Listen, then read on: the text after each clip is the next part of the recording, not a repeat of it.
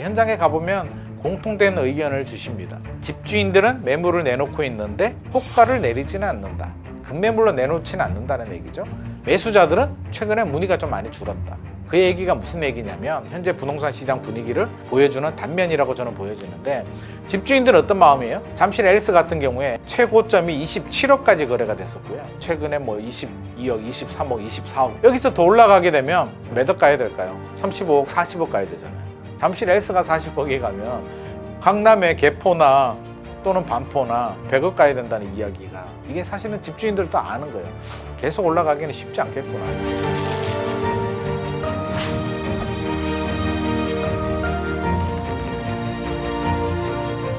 안녕하세요. 기린만 부동산 경제연구소 대표 기린만입니다. 이렇게 주식 초등학교 출연하게 돼서 굉장히 반갑고요. 오늘도 열심히 하도록 하겠습니다.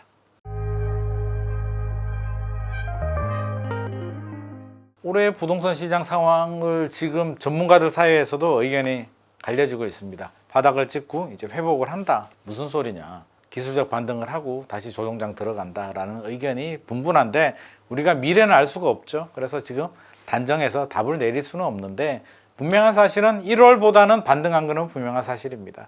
1월 분위기 기억나시죠? 1월 2022년 작년 12월 믿었던 둔촌주공 올림픽파크 포레온 또 미계약이 대규모로 발생을 하고 난리가 났죠. 둔촌주공 일병 구하기, 그런 별명이 붙을 정도로 부동산 파격적인 규제 완화 대책들도 나왔습니다. 강남 3구, 용산구 빼고 모든 규제 지역을 다 풀어줬고요. 특례보금자리 같은 DSR을 한시적으로 풀어주는 상품들도 나왔습니다. 대출 규제 풀리고 규제 지역 풀리니까 사람들이 이제 심리적인 안정을 좀 찾게 되죠. 생각해 보니까 단기간에, 그러니까 집값이 2022년 하반기부터 거의 6개월 만에 고점 대비 30% 정도, 물론 지역마다 편차는 있습니다. 40% 떨어진 곳들도 있고요. 20%도 떨어지지 않은 지역들도 있는데 평균적으로 고점 대비 30% 정도 하락을 했습니다. 우리가 일반적으로 고점 대비 30% 정도 하락했다는 얘기는 굉장히 많이 떨어진 거예요. 거의 바닥의 신호 중에 하나가 고점 대비 30% 하락이거든요. 굉장히 많이 떨어졌다는 인지를 가집니다. 대책도 풀렸고, 우리가 두려워했던 금리 인상도 행진이 멈췄죠. 작년에 기준금리가 미친 듯이 올랐어요. 사실은 지금 생각해 보니까 지금 한국은행 기준금리가 3.5%잖아요. 대출이자 내기는 힘든데 생각해 보니까 버틸만한데? 죽을 정도는 아니잖아 라고 다들 깨닫고 있습니다. 작년 제가 여름에 은행 관계자들 이야기를 들어보면 기준금리가 3% 넘어가면 한국 경제가 버티지 못할 거야, 큰일 날 거야 라는 이야기를 많이 했습니다. 그런 두려움을 가지고 있는데 미국에서 빅스텝, 자이언트 스텝, 뭐 듣도 보지도 못한 스텝을 막 밟아요. 엄청나게 올라가죠. 한국은행도 따라 올라갑니다. 이거 뭐지? 작년 6월까지만 하더라도 지켜봤죠. 이건 뭘까? 야, 이렇게 올라도 되나? 라는 분위기였는데 작년 하반기 넘어가니까 어때요? 장난 아닌데? 이러다가 큰일 날 것 같은데? 이제 관망에서 두려움으로 바뀝니다. 큰일 났다. 어떻게 해야 되겠는데? 전세 가격부터 떨어지죠. 전세는 당연히 떨어지죠. 대출이자 부담을 느낀 실수요자들이 월세로 전환하면서 전세 가격부터 떨어집니다. 전세 가격이 떨어지니까 전세는 매매 가격의 밀어 올리기도 하고요. 매매 가격의 버팀목 역할도 해주거든요. 떠받쳐줘야 되는데 전세 가격이 떨어지니까 매매 가격도 동반 하락을 합니다. 집주인들 중에서 다수의 집주인들은 급매로 팔지 않았어요. 우리가 집주인이라고 생각을 해도, 자, 금리가 올라서 집값이 떨어진다고 해서 6개월, 3개월 만에 내 가지고 있는 전 재산을 급매물로 던지는 사람이 몇 명이나 될까요? 별로 없습니다. 그러면 작년 어떤 분들이 팔았느냐? 역전세에 빠진 분들. 전세 가격이 떨어져요. 세입자가 돌려달라고 합니다. 이게 굉장히 골치 아프거든요. 그냥 내 집값 떨어지게 되면 내가 능력이 되면 대출 이자 내고 버티면 돼요. 한번 버텨보지 뭐. 한 6개월, 1년 있다 오르지 않을까? 라고 생각하지만 세입자가 전세금을 돌려달래요. 이거 진짜 미치고 환장하거든요. 이런 분들이 이제 급매물로 팔게 되죠. 작년 서울 아파트 거래량이 10월 거래량이 아마 600 몇 건 정도 나왔을 것 같고요. 12월 거래량이 뭐 800 몇 건 정도. 2020년, 2021년에 평균 한 5천 건 정도 서울 아파트 거래량이 됐는데, 이게 600개, 700개, 800개 정도면 올스톱입니다. 거의 거래가 안 됐다는 거죠. 이런 분위기가 작년이었고요. 이제 올해 1월 되니까 규제가 풀리고 정부가 여러 가지 부양책들, 경착륙을 막아야죠. 많은 분들이 또 그렇게 얘기를 합니다. 야, 겨우 집값 좀 떨어지려고 하는데 왜 집주인들한테 이렇게 규제를 풀어서 부양을 시키냐. 이게 다주택자들을 위한 또 그런 거 아니냐. 그런 정책을 왜 하느냐라고 이야기하지만 그 속내막을 보면 설마 정부에서 집을 많이 가진 다주택자들을 위해서 그렇게 규제를 풀었겠습니까? 정부 입장에서는 뭐가 문제냐면 경제가 문제거든요. 경제는 금융이잖아요. 금융이 문제가 되는데 왜 금융이 문제냐면 미분양이 급증합니다. 작년 2022년 1월 미분양이 2만 1,000호 정도 됐었고요. 1년 만에 올 1월 미분양이 7만 5천호까지 늘어납니다. 3배 이상 늘어나다 보니까 정부가 화들짝 놀라죠. 미분양이 늘어나는데 정부가 왜 놀라냐면 미분양이 증가한다는 얘기는 PF 대출 연체가 늘어난다는 얘기고요. PF 대출 연체가 늘어난다는 얘기는 금융권의 부실로 연결이 되고 결국에는 금융위기, 경제위기로 이게 도미노처럼 연결이 됩니다. 그러니까 정부 입장에서는 빨리 차단하지 않으면 우리나라 경제가 크게 흔들릴 수도 있기 때문에 빠르게 차단을 하는 거죠. 규제를 풀어줘서 이제 급한 불은 끕니다. 금리 인상 멈췄고요. 금리 더 이상 안 올라가네? 일단 안도의 한숨을 일단 쉬고요. 규제가 풀리잖아요. 이제 공포에서 현상을 냉정하게 봅니다. 올 초에 냉정하게 보니까 가격이 많이 떨어졌거든. 그리고 둔촌주공도 이제 미계약이 다 해소가 된단 말입니다. 거래가 늘어나죠. 가격이 올라갑니다. 올라가는데 5월, 6월까지는 거래량 또 빠르게 늘어나요. 작년 12월 거래량이 800건이었는데 1월 거래량이 1,400건 정도 서울 아파트 거래량이 2월이 뭐 한 대략 한 2,400건, 3월이 2,900건 뭐 이렇게 거기서 제가 볼 때는 멈췄어. 박스권에 갇혔어요. 5월, 6월, 7월, 8월 갈수록 계속 3,000건에 머물러 있어요. 이게 상승장이라면 치고 올라가죠. 4,000건, 5,000건, 6,000건 올라가는데 그렇지가 않고요. 현장 분위기 체크를 해보면 통계는 1월 대비 주간 변동률을 보면 꾸준히 올라가는 모양새를 보이는데 최근 통계를 보면 약간 주춤주춤해요. 제가 현장 모니터링을 많이 하는데 현장에 가보면 공통된 의견을 주십니다. 집주인들은 매물을 내놓고 있는데 호가를 내리지는 않는다. 급매물로 내놓지는 않는다는 얘기죠. 매수자들은 최근에 문의가 좀 많이 줄었다. 그 얘기가 무슨 얘기냐면 현재 부동산 시장 분위기를 보여주는 단면이라고 저는 보여지는데 집주인들은 어떤 마음이에요? 절대 싸게 급매물로 팔 이유가 없어요. 대신 계속 올라간다라는 기대감이 있으면 상승이라는 기대감이 있으면 매물을 내놓지도 않습니다. 와, 올라가는데 왜 내놓냐고. 근데 집주인들도 생각을 하는 거죠. 추세를 보면 본능적으로 많이 올라가기는 힘들겠구나. 왜? 2015년에서 2021년까지 7년 정도 또는 길게는 8년 정도 집값이 올랐어요. 서울 집값이 올랐는데 여기서 작년에 금리 때문에 1년 쉬고 또 대세 상승이 되면 7년이 오른다는 얘기거든요. 7년이 올라갈 힘이 있을까? 쉽지 않죠. 잠실 S 같은 경우에 S 예를 들면 최고점이 27억까지 거래가 됐었고요. 작년 1월 집값 떨어졌을 때 뭐 19억 뭐 얼마 이렇게까지 떨어졌다가 최근에 뭐 22억, 23억, 24억 뭐 이렇게 이야기를 하고 있습니다. 여기서 더 올라가게 되면 7년 올라가면 몇 억 가야 될까요? 35억, 40억 가야 되잖아요. 잠실 S가 40억에 가면 강남의 개포나 또는 반포나 압구정은 그러면 100억 가야 된다는 이야기가 되는 거잖아요. 이게 사실은 집주인들도 아는 거예요. 추가 상승이 계속 올라가기는 쉽지 않겠구나. 이게 기술적 반등의 가능성이 높겠구나. 적당할 때 팔아야겠구나. 매물을 내놓죠. 회수하지 않고 매물을 내놓습니다. 하지만 급매물로 내놓지는 않습니다. 그게 현장 분위기가 그대로 나타나고요.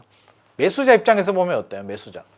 집을 사야 되는데 1월 정도 가격은 괜찮았어요. 30% 떨어졌으니까 27억 하던 게 18억, 19억이면 괜찮아요. 충분히 들어가도 됩니다. 들어갔어야 되는데 반등을 하죠?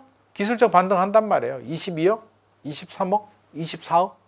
야, 여기서 내가 취득세 내고 대출이자 내고 종부세 내고 24억, 25억에 사가지고 전고점이 27억인데 전고점을 뚫고 얼마나 갈까에 대한 회의적인 마음이 있죠.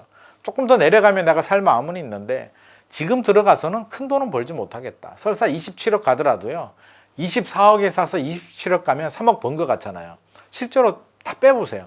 1억도 못 벌어요. 그러니까 이게 답이 잘 안 나오는 거죠. 지금 분위기가 딱 그렇게 줄다리기 하고 있는 분위기입니다. 그래서 지금 팽팽한 줄다리기를 하고 있고요. 추석이 지났는데도 불구하고 저는 크게 달라지지 않을 것 같습니다. 어떤 변수, 예를 들어서 금리가 오르거나 내리거나 또는 부동산 정책이 뭐 규제를 확 풀어주거나 다시 규제를 묶거나 임팩트 있는 변화가 있어야 되는데 그런 트리거가 지금 보이지 않습니다.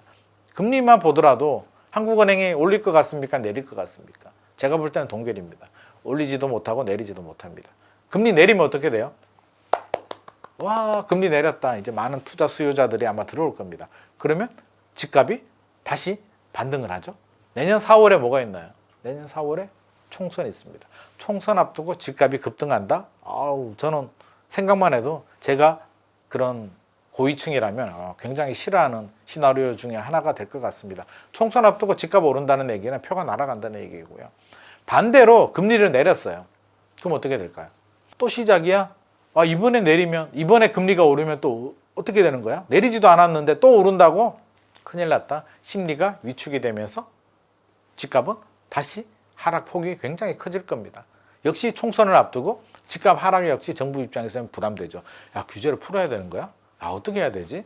부동산 시장 흐름은 한번 결정이 되면 6개월 축가거든요. 그러니까 지금 10월, 11월, 12월 흐름이 내년 4월 상반기 흐름을 결정한다고 보시면 될 것 같습니다. 굉장히 중요한 상황에서 어설프게 규제를 풀기도 어렵고요. 묶기도 어렵고요. 금리도 어렵습니다. 기껏 한다는 게 뭐? 대출 규제. 우리는 못 느끼는데 대출 규제 하고 있죠. 풀어줬던 거 다시 묶었어요. 뭐? 특례보금자리. 끝났잖아요. 일반형은 끝났고 우대형이 2024년 내년 1월까지만 연장을 해줍니다. 또 50년 만기 상품을 사실은 살짝 풀어줬다가 2조 정도 늘어나니까 막아버렸잖아요. 명분은 가계부채 관리라고 하지만 사실은 부동산하고도 관계가 있습니다. 만약에 집값이 뚝뚝 떨어질 때 같으면 없애지 못하는데 집값이 어느 정도 기술적 반등하고 나니까 정부 입장에서는 다른 게 보이죠. 급한 불을 끄고 나니까 가계부채도 관리를 해야 되는 부분입니다. 50년에서 다시 40년으로 가죠. 50년으로 늘려준다는 얘기는요, 원리금 부담이 줄어든다는 얘기고, 반대로 해석하면 DSR을 한도를 늘려주는 효과가 있거든요. DSR 한도 늘려주는 게 특례보금자리하고 50년 만기 상품이었는데 이 두 개를 다 건드렸어요. 요게 우리는 굉장히 포인트예요. 요거를 다시 살짝 대출 문턱을 살짝 쪼아준다는 얘기는 정부 입장에서는 관리가 좀 들어갔다는 얘기고요. 제가 볼 때는 좀 숨고르기 양상이 될 겁니다. 좀 더 떨어지면 또 살짝 풀어줄 가능성이 있어요. 과거에도 이랬거든요. 2009년도, 2008년, 2009년도는 DTI 대출 규제 가지고 집값 떨어지면 살짝 풀어줬다가 집값 좀 오른다 싶으면 다시 살짝 묶었다가 해서 시장을 조절을 했거든요. 지금은 아마 특례보금자리하고 50년 상품으로 컨트롤 할 것 같은데 당분간에 이렇게 풀었다 묶었다를 반복하면서 등락을 거듭하는 보합세가 이어질 것 같습니다. 4월 총선까지는 지금 이 상태로 좀 가는 걸까요? 총선까지는 이 상태로 가기를 정부는 원할 겁니다. 제가 볼 때는 거의 약보합세 정도로 유지될 가능성이 상당히 높은데 일단 기술적 반등을 했고요. 추가 상승을 하려면 뭔가가 임팩트 있는 시그널이 필요해요. 자극이 필요한데 가장 중요한 게 금리거든요. 한국은행에서 아마 못 올려요. 올리지도 못하고 내려도 큰일 납니다. 그냥 보합이에요. 중요한 건 이제 미국하고 중국이 변수가 되는데 요즘 미국 시장이 막 머리가 아파요. 미국 뉴스를 보면 막 고개가 절레절레 흔들어지고요. 주식 시장도 마찬가지인데 주식은 어쩔 수 없이 그런 단기 자극에 다 반응을 해줘야 되는데 부동산은 그렇지가 않습니다. 큰 임팩트가 생겼을 때 미국의 금리 올려? 한국은행 또 올라를 보고 결정을 합니다. 주식보다는 반응 속도가 굉장히 느리기 때문에 미국이 한 차례 정도는 저는 더 올라갈 가능성이 있다라고 보여지는데 미국이 한 차례 더 올린다고 해서 한국은행이 따라 올라가지는 않을 것 같습니다. 지금도 차이가 많이 벌어지긴 했어요. 2%포인트 정도 벌어졌는데 자금 유출 가능성 때문에 문제가 되거든요. 1.5%포인트 이상 벌어지게 되면 우리나라에 들어와 있는 외국 자본들이 이제 자금 유출 가능성이 있습니다. 그런 것 때문에 걱정하는데 격차가 벌어졌다고 해서 무조건 유출이 되는 건 아니거든요. 가능성이 높다는 거죠. 그러니까 한국은행은 아마 굉장히 예의주시를 하고 있을 거고요. 지금도. 미국이 한 차례 더 올리면 더 예의주시해서 관리를 하겠죠. 그러다가 실제로 자금 유출이 발생하면 어떤 조치를 취할 가능성이 높지만 단순히 가능성만 가지고 금리를 올리거나 내리기에는 총선을 앞두고 아마 굉장히 부담이 될 겁니다. 그러면 일단 당분간은 동결 모드로 갈 가능성이 상당히 높고요. 전세 시장은 다행히 아파트 전세 시장은 회복을 하고 있습니다. 제가 볼 때는 아파트 전세는 이제 거의 역전세는 마무리가 되는 분위기고요. 빌라 오피스텔은 좀 다른 시장입니다. 좀 다르게 봐야 되고 아파트는 역전세가 거의 마무리 단계이기 때문에 더 이상 전세가 매매 시장을 자극을 해서 집값 하락을 유도하는 일은 저는 발생하지 않을 것 같습니다. 그러면 남은 변수 하나가 이제 부동산 정책인데 제가 앞서서 말씀드렸듯이 정부 입장에서는 규제를 풀기도 어렵고요. 묶기도 어려워요. 부동산 정책의 메커니즘은요.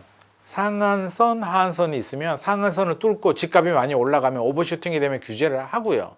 반대로 하한선을 뚫고 아래로 내려오면 규제를 풀어요. 언더슈팅이 되면 규제를 풀어요. 그게 메커니즘이거든요.